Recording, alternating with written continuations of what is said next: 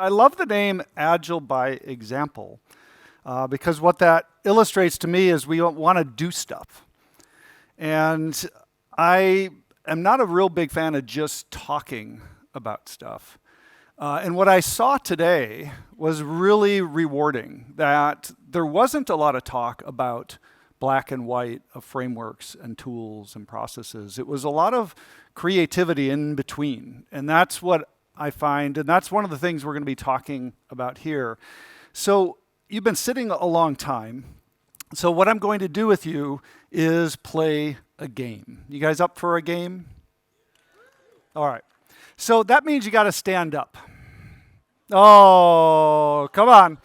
We're going to do Agile by Example. So come on, stand up with me. Yeah, shake it out. Come on, get the blood flowing. I need you to find one person who is a partner. One person who is a partner. It can be in front, behind, side. If you do not have one, turn around. Maybe you'll find another partner. It cannot be more than one. It has to just be one-on-one. If there's three, find someone else. If you can't find anybody else, I want you to watch the other people who are playing this game. Imagine there is a line between the two of you. You are each on either side of this line. Right? You are trying to win this game. This is a game you're trying to win. Now, how do you win? You win by getting the person who's on the other side of that line on your side of the line. Now, there's only two rules. Rule number one, no touching. You cannot pull that person across the line. I don't want any injuries. Rule number two, you only have 30 seconds. Go. How many people, by a show of hands, won that game? Oh, interesting. Look around the room. Maybe about 30% of the hands went up. Maybe some more that aren't willing to share. I want to talk a little bit about the mindsets that were going on in the room because we play this game a lot with leaders. And it's an interesting game. It is a really fun game. And if you have kids at home that are like elementary age, it's a great game to play with them to see what happens. Now, some of you would have what I would call the competitive mindset. I want to win. So how do I win? Sometimes we get bribery. Any briberies here? Yeah? Shout them out. What were the bribes? Sweets, mints, beer, money. What about trickery to win? Any trickery? Yeah, what was the trickery? Yeah, to swap? Other trickery. Oh, he took your stuff. Anybody try to move the line? Yeah? Okay, trickery that happens, right? Now, what about the other side of that competitive mindset, the preventing the loss? Anybody feel like, hey, I ain't going to cross. You can't trick me. I'm going to stay put here, right? We call this the, stop, right? Hold strong to where you are. Don't give in to the other side. You see through a lot of those trickery and those bribes. We don't often see leaders take the bribe. Now, these are what we call the or-based mindsets, right? The competitive mindsets that look at this game in duality. Win or lose. Right or wrong. Black or white. Right? It drives competition. And it's a struggle to win or lose. Now, I never said the word lose, did I? But in our brains, we take that duality of win and we apply the other side of the duality. Now, there are other mindsets in here. Anybody have the curiosity mindset? Why the heck are we playing this game?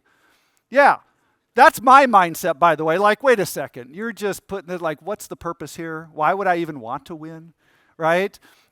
This is the curious mindset. Now, you might still play, but you really wonder why we're actually doing this. And you really want to learn more before you actually play the game. Now, there's another mindset, and this is my favorite mindset. I call it the sacrifice. Did anybody here cross the line without any questions asked? You just jumped across for your partner. Do we got any of those? Yeah. Why did you do that?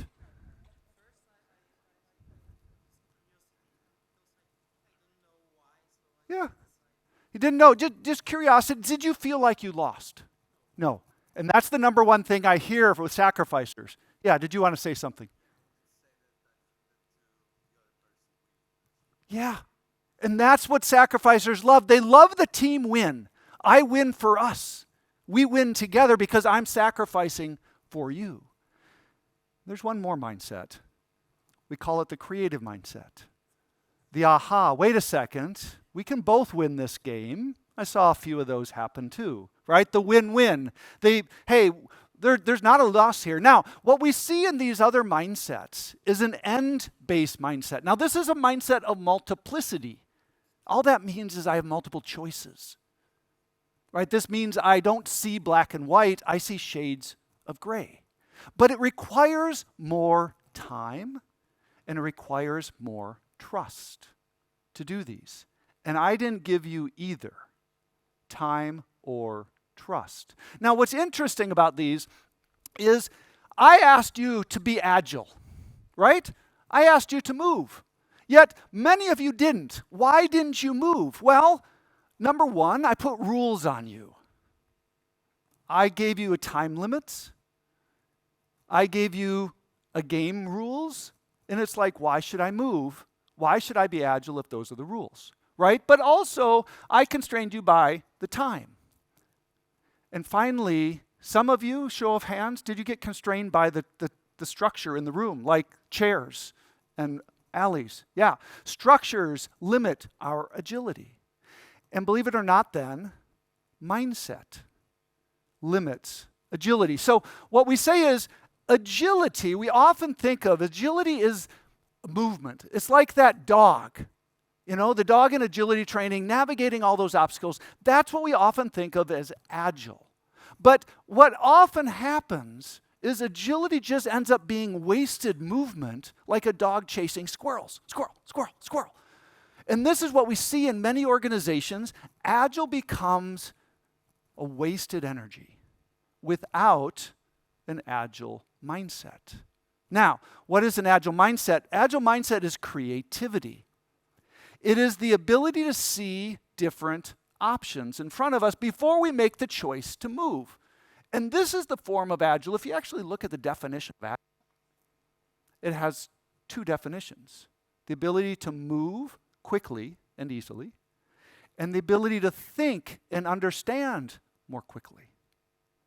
Both of those definitions actually are agile. I believe the creativity side of that is more valuable than the movement side. Now, there's another game that's happening in organizations, and we started to refer to it here up on stage. Now, what actually is happening is two games that go on. When we introduce Agile, and you know, Tomas said, "Hey Pete, when was this program created?" Well, this program's actually started back in about 2007 because these are the games that I saw. I would help organizations implement Agile, Scrum, Kanban.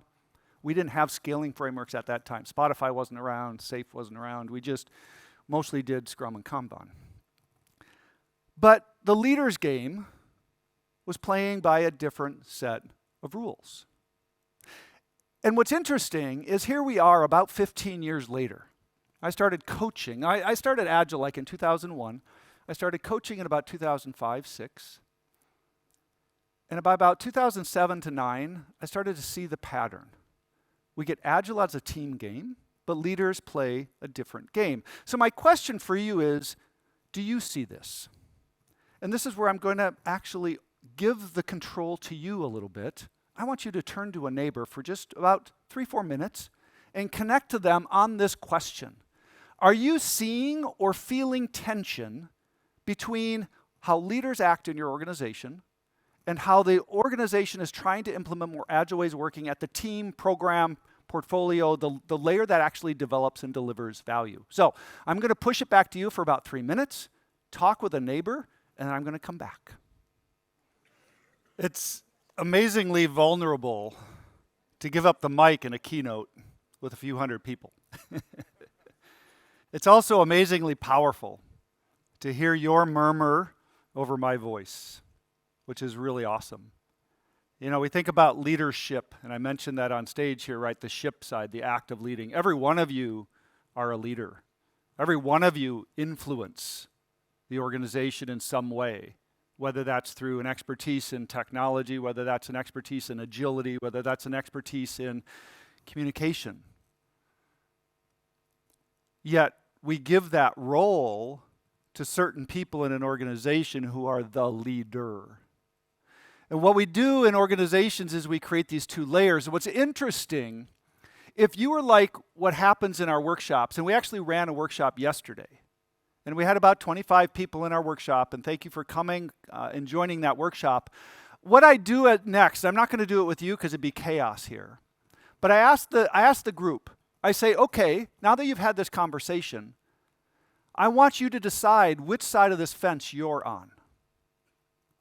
Are you one of the team members that's on the team side, or are you one of the leaders that's on the leader side?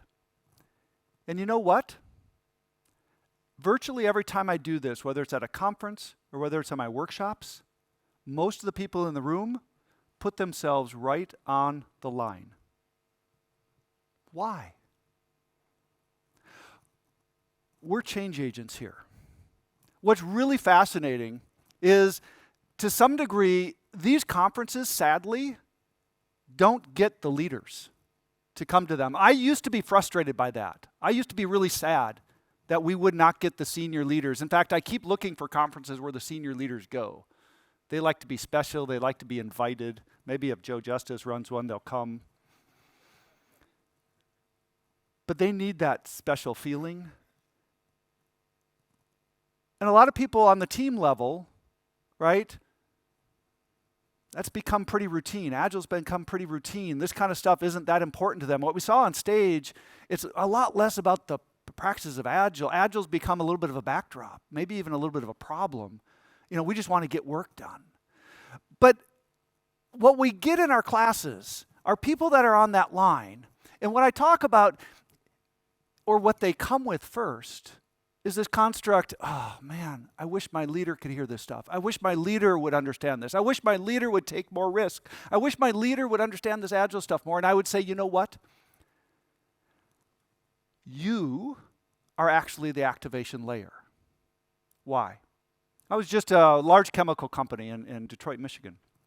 And we had this activation layer, about 35 leaders in an organization.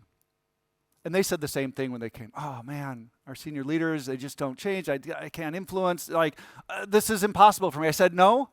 I said, you are the only ones who can make this change. Because you're the only ones who feel this problem. They don't feel this problem. What the problem they're feeling? Market pressure, stakeholder pressure, board pressure, competitive pressure. They're getting all this need that we got to do this or we're going to die as a company. Where does that go? It goes to the activation layer. That's the middle layer. These are program managers, project managers. These are director levels, right? These are people who are activators to get work done. It's the gateway. It's also the bottleneck. And it's you who are in this middle layer who feel the most stress. And it's also you who are the ones that can actually make the most difference. What I want to do is I actually want to talk about a story and share with you when we break through this line. When we break through this line. And I did see one story today where they did break through this line, and I want to congratulate them. If you didn't see the talk, and I think, Joe, you mentioned it earlier, the Red 2.0, The Witcher and the gaming company. I saw them break through this line. This is not only a story that I've seen, maybe you've seen this too, but most of the people that come through our workshops struggle because this line appears impenetrable. Does anybody know where these words come from, by the way? Joe? Scrum values, yeah. I've come to value the values of Scrum more than the process of Scrum. I've been a certified Scrum trainer for about 10 years. I'm an emeritus now, which just means I'm old. But I stopped teaching Scrum because whatever happens in this leader game will trump what happens on the team game. So this program was built, specifically designed for leaders, by leaders, to change the leader's game, to cross this line. But you are an activation layer to connect these two lines. And we're going to be talking a little bit about that. So what does this look like? Now, this might look like a fairy tale to you, and I'm going to talk about this company generically before I share who it is, but it feels a little bit like a fairy tale. Now, let's talk about courage, right? We've seen in COVID how easy it is to change when there is no other choice. Yet, the organizations we find to be the most effective change even when we don't have to, when our backs are not against the wall. In fact, these leaders were able to say, we see some concern going forward, but everything's good. It's those leaders that start to activate something different. Now, the second thing I see with most leadership teams, they hire the consulting firms. Every one of the big 5 consulting firms have huge agile practices, big A agile practices. Why do they go there? Because it's safer. Why do they go there? Because it's easier to delegate that responsibility. It's hard. I don't want to get my hands dirty. Go do your agile thing. I'm going to be over here. Right? That's what most leaders do. These leaders, on the other hand, took personal responsibility. These leaders took it upon themselves to take that step. Now, it's easier also to do this in short steps. In fact, when we first started to implement Agile and Scrum, this was the playbook. Try it in a pilot, take something easy, learn from it. These leaders, on the other hand, said, nope, we want to actually do this across the board, not just in IT, but in our business as well. What does that look like? And it's also easier, and I've said this over and over again, it's easier to follow the packaged frameworks. It's easier to follow the recipes. I often use the term recipe. And what I find is companies want a recipe, and I can see that, right? I'm a terrible cook. If I use a recipe, it makes me a better cook a little bit. But companies want the recipe, and then they want to be the 5-star restaurant. You go to any 5-star restaurant, they don't follow recipes, they make them. What I was proud about today is I saw some of the talks, they were making recipes, not following them. And great leadership teams recognize that we're not going to become a 5-star organization. In fact, you can go to any of the top 20 that Steve Denning calls the top 20% of organizations in the world, which would include companies like Google, Amazon, Apple, Salesforce. None of them are following a scaling recipe. They're all making their own recipes. And yet leaders are still looking for the recipe to become great. These leaders were open to learning something new. So let's talk about openness, because, courage I find to be one of the hardest steps, right? That courage to do something different, even if we don't have to. But then I find openness is the hardest step. I actually have to be open to learning something new. Now, what I find fascinating, I think I set it up here a little bit, but let me say it differently. No company would hire you without education and experience in the role that you do, right? My guess is you had to prove education and experience in what you do. Yet every day, leaders are promoted into a leadership position without education or experience of becoming a leader. This is sad. This is sad. This is happening every day. We put leaders in a position of leadership, in power and authority, without any education or experience in doing so.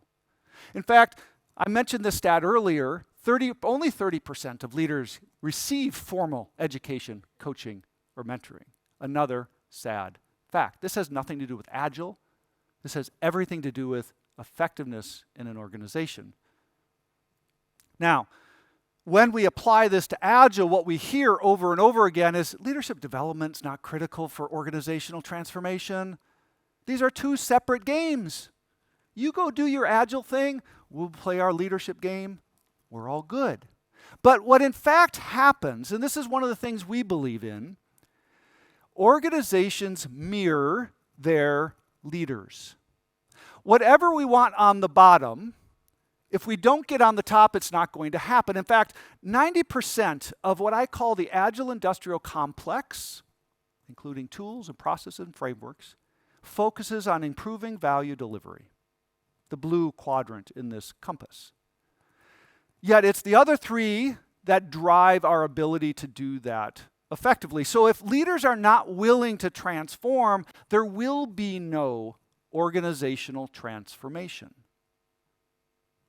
Because every organization is a human system when it comes down to it. So whatever we want on the bottom, if we don't have on the top, it will not happen. Or it happens where we get fake agile, agile in name only. The transformation occurs, but we hit that ceiling. Now, these leaders were willing to go into the classroom too.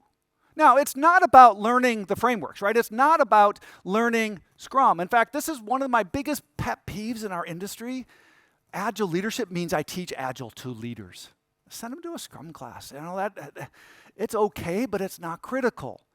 Agile leadership isn't somebody who is an expert in Agile.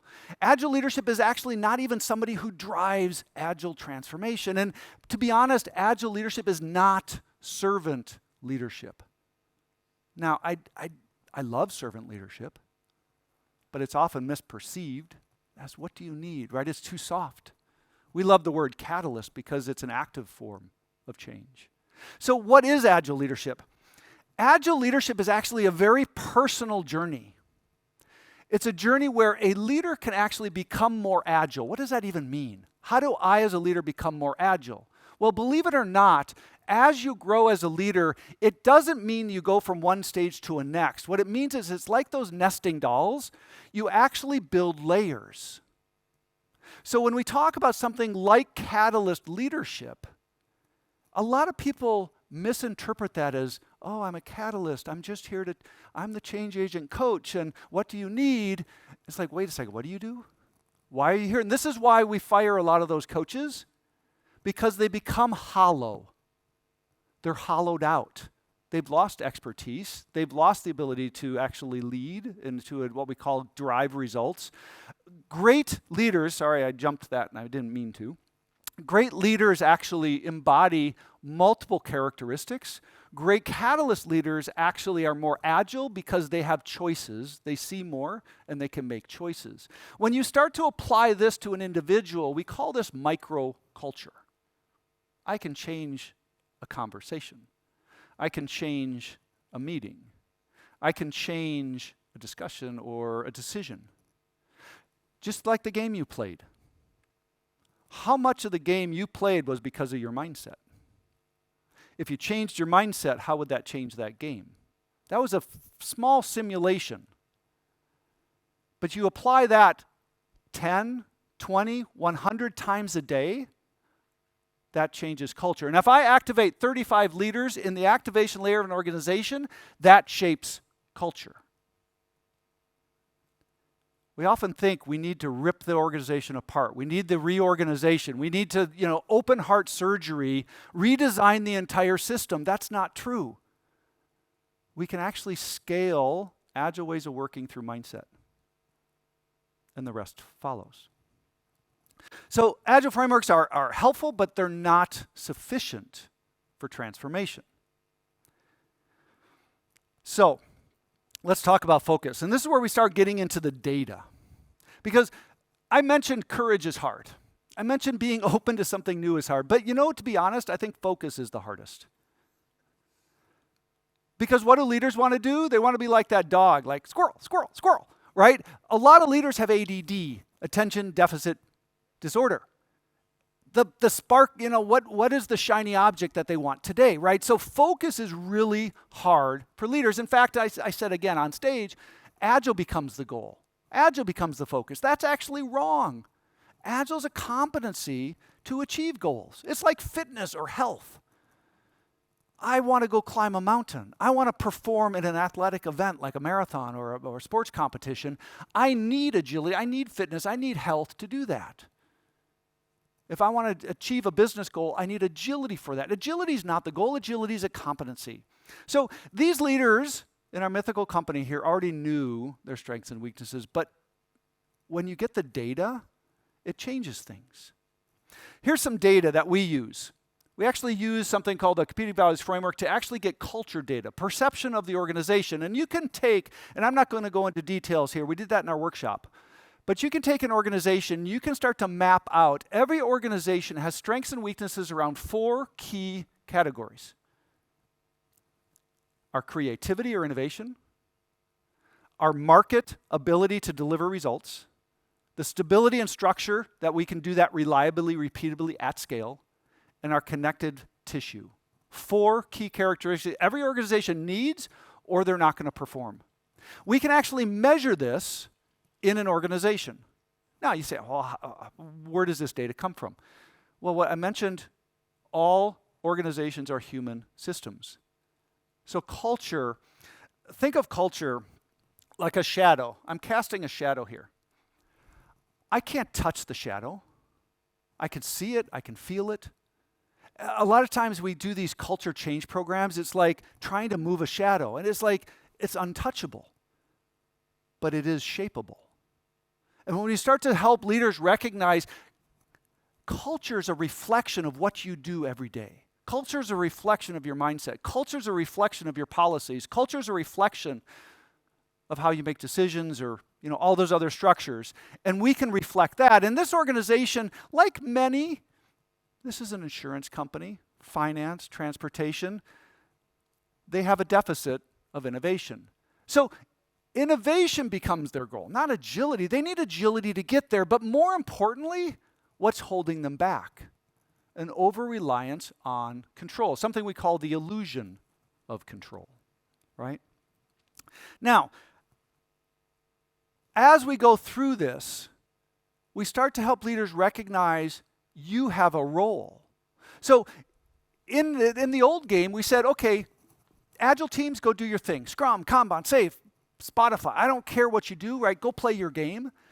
Leaders, we're doing our game.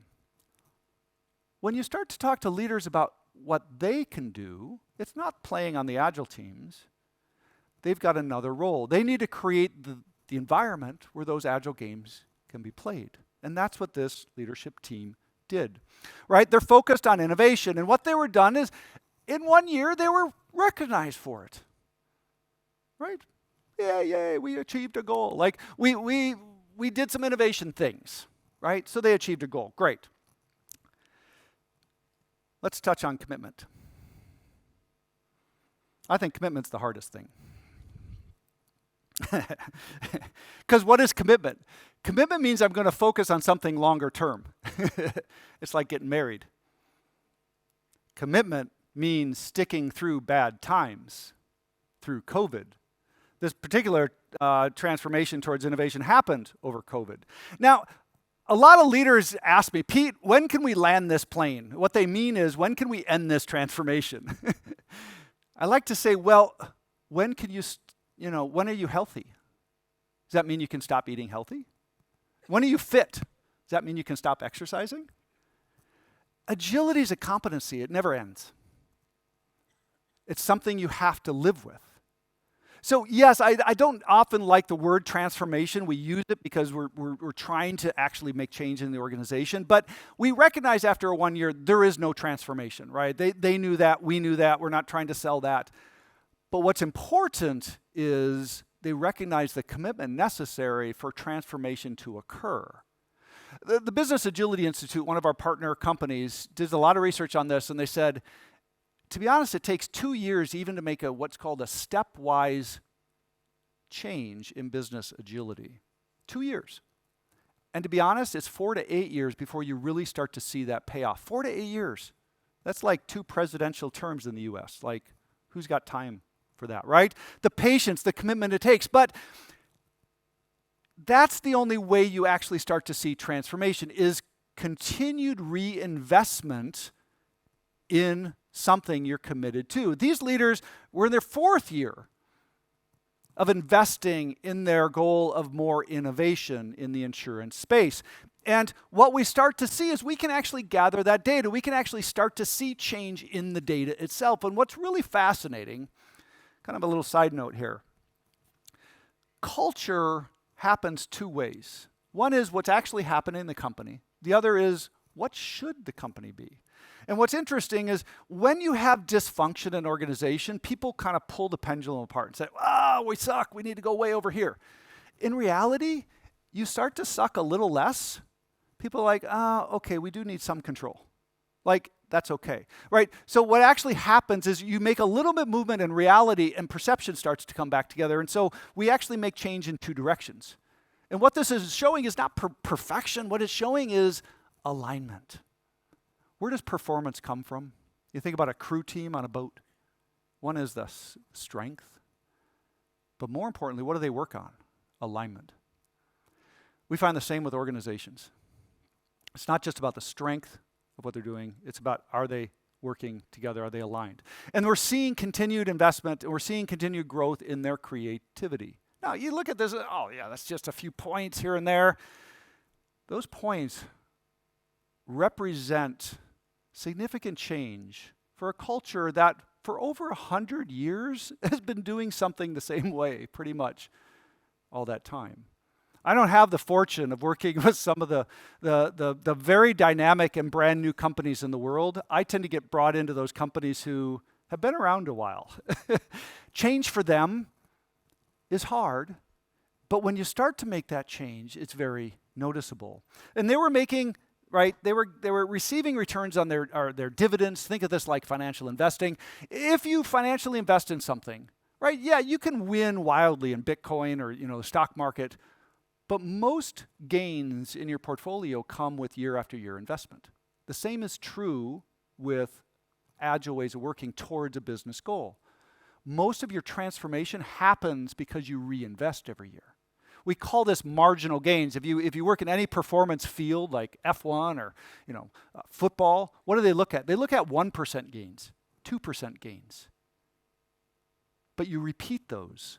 That's where you get transformation. Same is true for organizations. And so they're being rewarded with their innovation and also industry recognition. And so for the past 4 years, they've shifted from an innovation of process, an innovation of approach, to actually innovation of platform, an innovation of services on those platforms. So you see this trend. We had to build internal competency. We had to be able to develop that competency. We had to be able to start to build platforms so we can actually start to move. And this one happened to be towards artificial intelligence in the insurance space. And finally, respect. I think that's the hardest. No. Respect should be the easiest. But I'm going to respect your time, and I'm going to end my story. You might think the moral of the story is senior leaders are required for this to occur. But that's not the moral of this story.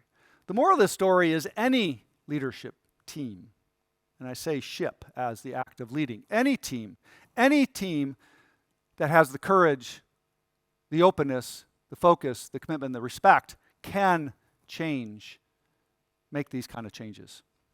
So this particular company is a 120-year-old or 112-year-old company in the United States focused in the insurance industry, in corporate insurance, where the leaders had the willingness to cross the line. But all that got activated because somebody who lived on the line had the courage to invite them,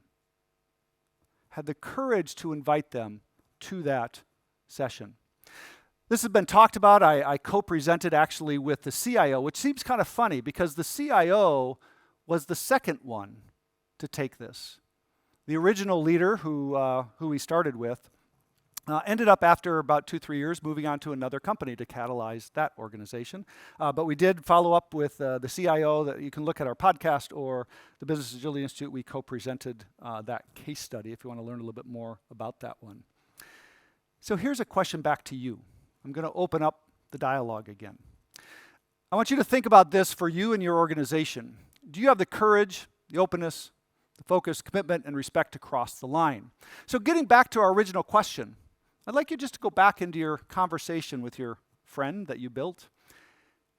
What is one thing you might do leaving this conference that you could help break this line down? You can help somebody. You can cross the line. I'll give you another 3 minutes. Check in, and then I'll take some questions. So also feed the question fuel, and we'll take some questions. So 3 minutes. If any of your commitments you'd like to share and put those in the ask and just put in commitment, that'd be cool too. You can share, because one of the things we find is your commitment will inspire somebody else. So if you throw the word commitment in there and say your commitment is, that could be inspiring for somebody else to see, and maybe they'll change or look at their commitment a little bit differently. But I'd like to reserve the rest of the time here for the Q&A. So Tomas invited you back up, and why don't you take us through? All right, thank you very much for this one. I have a few questions, and if you don't ask more, then I will ask my questions. So just keep that in mind. Pete was already questioned by me yesterday, so he knows how hard it is. All right, I'm going to start with the first one, and it's more like a request than a question, regarding the different games for teams and leaders. If you can ask the audience how many leaders we have here, maybe we are playing our own games as well. Yes. So it's more the question to Dior, not to... Yeah. Well, and that's where when we talk to organizations, and I go into most of the organizations, mostly we start in the middle. It's pretty rare a company is going to be like a Satya Nadella type or an Elon Musk type, where the most senior leader takes the biggest risk. Why? Because they have the most furthest to fall, right? They have the most risk to fail. So you often see, as leaders go up in an organization, they become more conservative. So actually change is more effective or easier at your layer. Now you might feel impossible, you might feel constrained. We call these catalyst bubbles, right? How do you create a bubble inside an organization? At GE Healthcare, this happened at a company called Omnix. Back in about 2008, we're working with GE Healthcare, but to be honest, GE Healthcare said, we can't try this on our main products. Let's try it in our new startup that we're invested in. And so we played with it for about a year in the startup. And then one of the leaders was bold enough to bring that into one of the, like the neonatal division, where they're actually building some of those devices that measure heartbeats of babies, things like that. And then they started to apply different agile ways of working. And then from there, it went to another division. And pretty soon you've got about 4,000 people around GE Healthcare following different agile ways of working. But it started with the seed. It started with the catalyst. And this is where most change happens. So this is the room. And yeah, I agree. We are playing our own game. As I said on stage earlier, I don't think we're speaking the right language. Most leaders hear tech, blah, blah, blah, sprints, story points, Scrum, right? And they just tune out. You start talking about risk. You start talking about, how are we, our governance and the policies. What I hear from leaders is, I've been hearing from our tech team like Agile blah, blah, blah for 3 years, but I can finally understand why it's important or why I should care. I think that's our fault in how we speak to leaders. We're not speaking the right language. And I think that's something we can do to cross the line. This specific request, if I only manage to turn on this one again, is to check with this audience, I believe. Not sure if we're going to try this one or not, with who is on the leader game and who is on the team game. I mean, you can try. It's up to you. I was feeling a little constrained by our room for that one. Oh, okay. Yeah. I'm gonna ignore this one for. Oh, I really like the next one. I'm gonna skip. I encourage you to ask your neighbors as you go out in the hallways tomorrow. Hey, which game are you in? Leader game, team game? Where do you feel like you are? Just do your own little surveys there. All right. I have one with a very large number of votes, which says test. Don't vote on this. And I have 4 votes on this one. So here's my question: is this the courage, is it the openness, or is it more about the commitment in this case? What was the question? Test. Don't vote on this one. I think it sounds like people are tired and want a beer. All right. So we're gonna keep the Q&A shorter in this case. By the way, we're standing between them and the beer, right? Just to make it clear. Okay. So I have 7 votes on this one. What if everything seems to fail? Should we really simplify, resign, and find new compound? That's a really optimistic one. Yeah. Where's the line? When do we give up? Ken Schwaber, one of the founders of Scrum, used to have a saying in class. He would say, "That sucks and it makes me sad." That was one of his sayings.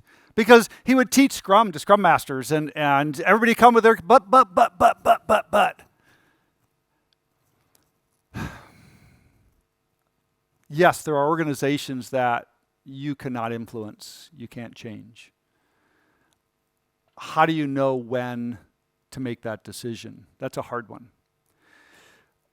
One of the things that we try to teach with leadership, there's never a right choice in leadership. There's never do we hire this person or not?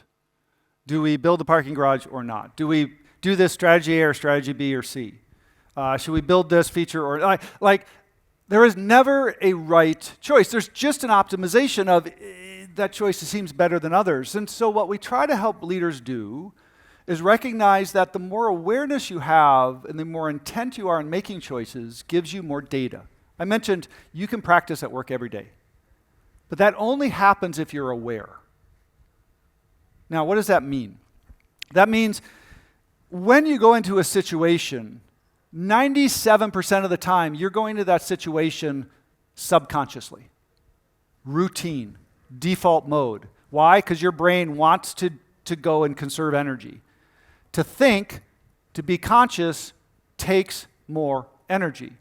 What we're trying to do with leaders is bring some of the subconscious into the conscious, make an active choice, and then you have a decision what to do. But that's not the end of it. The last step then says, I have to reflect on that to actually learn. So I can't answer the question, when do you give up? Right? That's an it depends. But what I can do is be more intentional about your choice. What is it I'm trying to do here? Make some explicit choices, gather your own data and feedback. And if that means, let's see if I can actually influence some form of change, get some feedback, you may then start to discern for yourself what choice that is for you. But yes, there is a point that you should leave. Many organizations won't change, right? There's just too much baggage, too much culture, too much history. And that's sad. Yeah. Okay, so change organization or change organization. Okay, this is a simple one. Who do you mean by, for me at least, who do you mean by leadership? Board management, team leaders, directors, are they all leaders but different distance to team? Yeah. So somebody asked me at the last conference I was at in Lisbon, they said, Pete, what's the difference between leadership and management? Yeah, rabbit hole. For me, it's about mindset, right? To me, every one of those is a leader. Board members, leader. C-suite's a leader. VPs, directors are leaders. Project program managers, scrum masters. A developer is a leader, right? A tester is a leader. An artist is a leader. Again, the act of leading, the ship side, is something that we can activate more of. So when we teach leadership, we're teaching a mindset. And they say, well, Pete, how many catalyst leaders do we need in an organization? That's not really the answer. Like, we want everybody in the organization to have a catalyst mindset. Now, one of the things we talk about is separating what you are from how you think. One example of this, right? I have expertise.